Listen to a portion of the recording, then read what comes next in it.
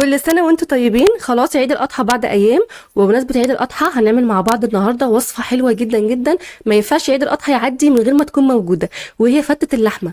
هنعملها مع بعض بكل أسرارها وبكل تفاصيلها وبطريقة بسيطة جدا وبتكات مميزة أوي تخلي الدقة بتاعت الفتة عندك مميزة جدا ومختلفة عن أي فتة تانية. يلا بينا نقول بسم الله الرحمن الرحيم ونبدأ مع بعض.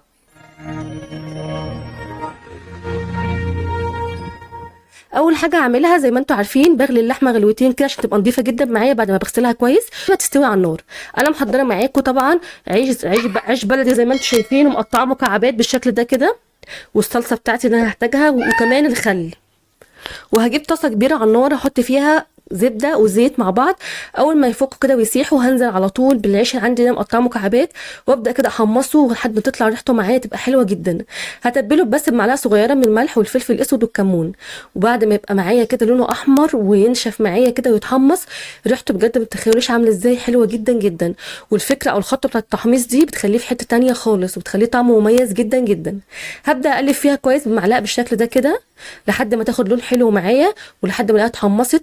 هبدا ارجعها في نفس الطبق بتاعها تاني بالشكل ده كده لحد ما اخلص كل الكميه، وهخلي نفس الطاسه معايا تاني عشان هعمل فيها بقيه الخطوات كلها علشان تاخد من طعم بعضها كده ويبقى حلوه ومميزه جدا. بالشكل ده احنا خلصنا العيش وخرجناه على جنب. في الطاسه كمان هحط شويه زيت كده بما يعادل يعني 3 معالق من الزيت كبار، وبعد كده هنزل فوقيهم ب5 فصوص من الثوم مهروسين ناعم، ولحد بقى هياخدوا معايا ريحه حلوه وريحتهم تطلع كده ويبقى لونهم اصفر معايا داخلين على الدهبي شويه. هبدا انزل فوقيهم على طول بايه بقى؟ بالتكه السريه بتاعتنا وهي معلقتين كبار من الخل. الخل لو بنحطه كده مع الثوم ريحته بتبقى بجد فظيعه وطعمه بيبقى حلو جدا جدا. بعد ما الاقيها كده الثوم بدا يتشرب معايا مع الخل هنزل فوقيه على طول بالعيش تاني بتاعي. ودي بقى الخلطه او الدقه اللي بتخلي عيش الفته عندي طعمه روعه ومميز جدا. هقلبه كويس قوي كده مع الدقه اللي عندي ومع الثوم والخل بالشكل ده كده لحد ما يبداوا يندمجوا كلهم مع بعض ويغطوا العيش كله عندي. هبدا بقى ارجع اطري العيش معاكم تاني بمعلقتين كبار كده من الشوربه اللي عندي بالشكل ده، وهتقولي لي نشفتيه لما انت هتطريه لان الخطوه بتاعه التحميص بتفرق زي ما قلت لكم جدا في الطعم وفي الريحه وبتدي نتيجه حلوه جدا. هقلب بقى كويس لحد ما تشرب كل الشوربه اللي عندي، وبعد كده بقى هركنها على جنب. هي كده بقت جاهزه خلاص معايا للتقديم.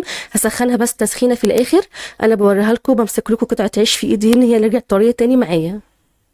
هركنها بقى على جنب بالشكل ده كده، وبرده هستخدم الطاسه عندي تاني للخطوه اللي بعديها او الوصفه اللي بعديها يعني، وبقيه الخطوات اللي هي الصلصه عندي اللي انا هحطها على الدقه.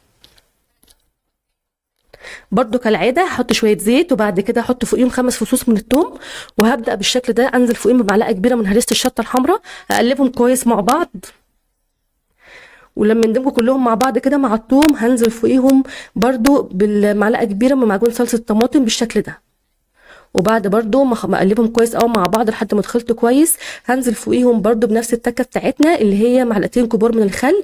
هيدوا برضو ريحه حلوه قوي لصوص الصلصه عندي ويخلوها طعم حلو، بيدوها كده سنس عاليه قوي قوي قوي وتكه حلوه جدا. هبدا بقى اقلبهم كويس مع بعض بالشكل ده كده، ريحتها تحفه. هنزل بعد كده فوقيها بقى بصلصه الطماطم اللي انا عاملاها في الخلاط، وبتبقى على حسب الكميه اللي انتوا عايزينها. انت ممكن كمان تعمليها بزياده وتحطيها في برطمانات عندك تبقى جاهزه مفيش مشكله خالص. بعد كده طبعا التوابل اللي عندي نفس التوابل اللي حطيتها على العيش، ملح وفلفل وكمون، مش هزود توابل عن كده علشان الطعم عندي يبقى واضح ومميز وحلو. هبدأ بقى هسيبها تسبك مع نفسها وتتقل معايا كده وتبقى لونها اغمق من كده لحد ما اعمل حاجه تانية. هعمل معاكم كده الرز الابيض. طبعا عارفين ان الفته هي بتعمل معاها الرز الابيض.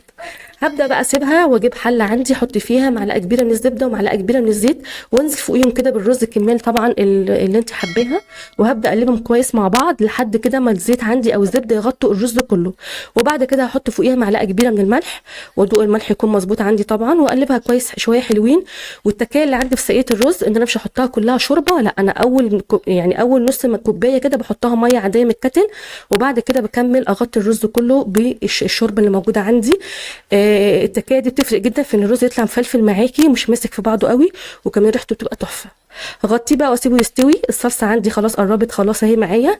على ما تكمل سوا هي والرز هعمل معاكم شوربه لسان العصفور، وهنقول كمان التكات اللي خلاه تطلع معاكي مش منفوخ كده وشارب ميه كتير، ان انا هخليه يحمر معايا كويس واقلبه في الزبده كده او في الزيت لحد ما يبدا يحمر معايا، وهحط له معلقتين كبار بس من الشوربه، واول ما يغلي غلوه واحده معايا هقفل عليه النار بالشكل ده كده، واسيبه لحد ما ياخد الحجم الكامل بتاعه اللي هو مش هيزيد بعده تاني. وبعد كده هوريهولكوا شكله هيبقى عامل ازاي. خلاص كده الصلصه جاهزه معايا، هطفي عليها كده هي بقت تمام وجاهزه معايا بالشكل ده كده.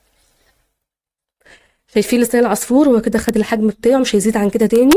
هبدا بقى اديله كفايته من الشوربه وغلوه واحده برده وهطفي عليه، مش بياخد سوا خالص.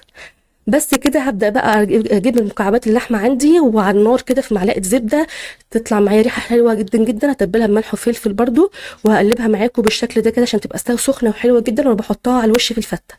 طبعا العيش كان بارد معايا عشان هو اول خطوه خلصناها. هبدا كده مكان اللحمه اقلبه واسخنه معايا واخليه ياخد طعم الزبده بتاعت اللحمه كده، بتبقى تحفه. هقلبه كويس مع بعض وكده خلاص كل المكونات جهزت معايا وجاهزه على التقديم. هنا انا بوريكم طبعا ان انا حطيت عندي هنا طبق شوربه، وحطيت كمان في السوسريه بتاعتي شويه صوص كده من الصلصه، وطبعا بتحطي كمان غير اللي احنا هنحطه على الطبق فوق. هبدا بقى اول خطوه معايا ان انا هحط العيش بالشكل ده تحت خالص، بس مش هحط على الاطراف، لا انا هحط في الجزء اللي في النص بس بالشكل ده، واوزعهم كويس بشكل دائري ياخدوا شكل الطبق.